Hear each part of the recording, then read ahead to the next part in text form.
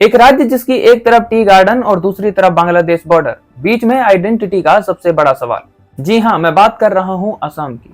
Map खोलिए और north east India देखिए। अरुणाचल, नागालैंड, मिजोरम, मणिपुर, मेघालय और त्रिपुरा, इन सब का रास्ता असम से होकर गुजरता है।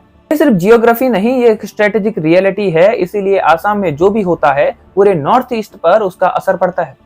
और यहाँ 5 इश्यूज एक साथ चल रहे हैं: border security, migration, natural resources, ethnic identity और नेशनल पॉलिटिक्स। और यही आसाम को इंडिया की सबसे कॉम्प्लेक्स पॉलिटिक्स वाला राज्य बनाता है। 1228 में ताई अहोम लीडर सुकाफा ब्रह्मपुत्र वैली में आए और जो किंगडम उन्होंने बनाई वो 600 साल तक चली।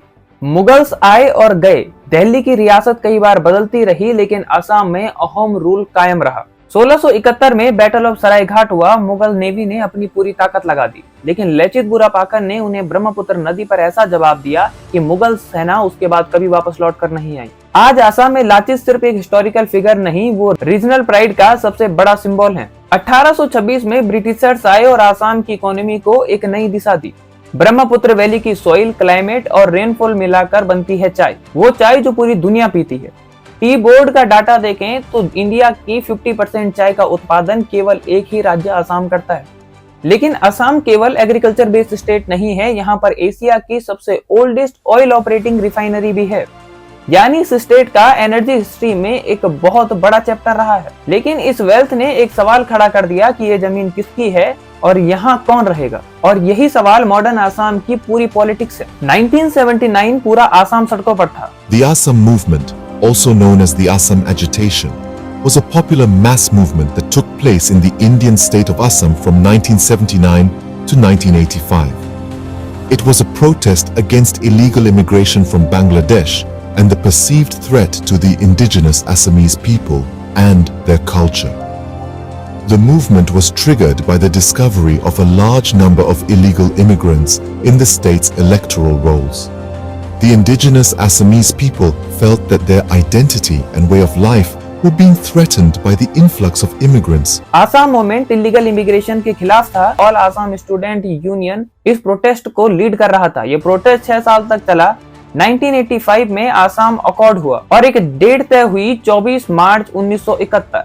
इसके बाद जितने भी इमिग्रेंट आसाम में आए थे उनकी सिटीजनशिप को लीगली चैलेंज किया जा सकता था। फिर आया NRC, national register of citizen. 3.3 crore application verify हुई। लिस्ट आई लेकिन विवाद नहीं रुके। इसी समय आसाम की राजनीति में उभरे हिमंत बिश्व शर्मा, एक ऐसा नाम जो आज आसाम की पॉलिटिक्स में प्राय बन चुके हैं। शर्मा की शुरुआत हुई स्टूडेंट पॉलिटिक्स से। गुवाहाटी यूनिवर्सिटी में एक्टिव पॉलिटिशियन थे। कांग्रेस में एंट्री हुई और फिर तरुण गोगोई की सरकार में वो जरूरी मंत्री बन गए। एक साथ कई विभाग, हेल्थ, एजुकेशन, फाइनेंस, पीडब्ल्यूडी। लोग कहते हैं कि आसाम में कोई भी काम करवाना हो तो हेमंता के पास जाओ, हो जाएगा। हेमंता बिश्व शर्मा कांग्रेस के सबसे इफेक्टिव ऑर्गेनाइजर थे। मैनेजमेंट हो या booth level politics, door to door campaign हो, सब कुछ हेमंता बिश्व शर्मा के हाथ में था। 2015 में वो मोड़ जिसने आसाम की पूरी पॉलिटिक्स को बदल दिया।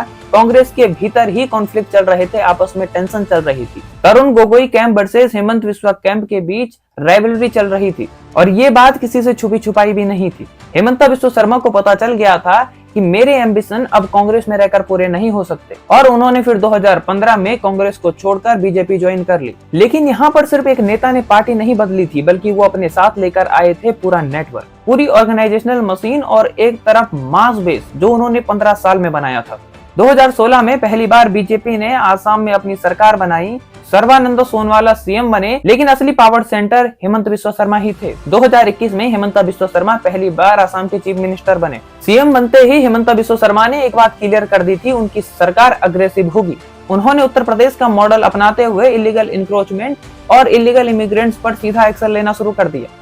और ये सारी की सारी घटनाएं नेशनल हेडलाइन हमेशा से बनती रही और हेमंता बिश्व शर्मा पर कंट्रोवर्सी लगातार बनी रही। हेमंता बिश्व शर्मा ने दूसरा सबसे बड़ा काम किया कि स्टेट रन मदरसास पर सीधा स्ट्रिक्ट एक्शन लिया और उन्हें रेगुलर स्कूल बना दिया। उनका कहना था कि गवर्नमेंट के रिसोर्सेज सिर्फ और सिर्फ सेकुलर एजुकेशन पर खर्चा हो सकते हैं, किसी मदरसे पर नहीं। इसी के साथ साथ बांग्लादेश बॉर्डर पर फेंसिंग बहुत ही तेजी से बढ़ी और सर्विलांस बहुत तेज हो गया। यहीं पर हेमंता बिश्व शर्मा ने पुलिस मॉडर्नाइजेशन किया और पुलिस को इनकाउंटर करने की पूरी खुली छूट दी। सॉरी टू से बट लाइट चली गई थी तो इस पार्ट में दोबारा रिकॉर्ड कर रहा हूँ। हेमंता का राइज जितना इंप्रेसिव लगता है ना, उतना है नहीं। उनकी कंट्रोवर्सीज बहुत सारी रही हैं। लुइस बर्जर स्कैम में उनका नाम आता है, जहां पर आसाम से गोवा में एक वाटर सप्लाई प्रोजेक्ट पर काम चल रहा था, जहां पर उन पर आरोप लगते हैं कि उन्होंने ठेका देने के लिए स्कैम किया। अब देखो, जब तक वो अपोजिशन में थे तब तक उन पर आरोप लगते रहे, लेकिन जैसे ही उन्होंने बीजेपी ज्वाइन की उसके बाद से वो मामला ठंडा पड़ गया। और जब ये अपनी स्टूडेंट पॉलिटिक्स में थे तो इन पर आरोप लगे थे उल्फा में प्रॉक्सी मिलिट्री में काम करने के या उनको सप्लाई करने के और उनके पास गन मिलने के भी आरोप लगाए गए थे। हालांकि ये लीगली प्रूवन नहीं था, तो वापस से सिमिलर थिंग आ जाती है। तो अगर आपको ये वीडियो पसंद आई हो तो वीडियो को लाइक करना, चैनल को सब्सक्राइब करना और मुझे बताना कि अगले किस स्टेट पर आपको वीडियो चाहिए।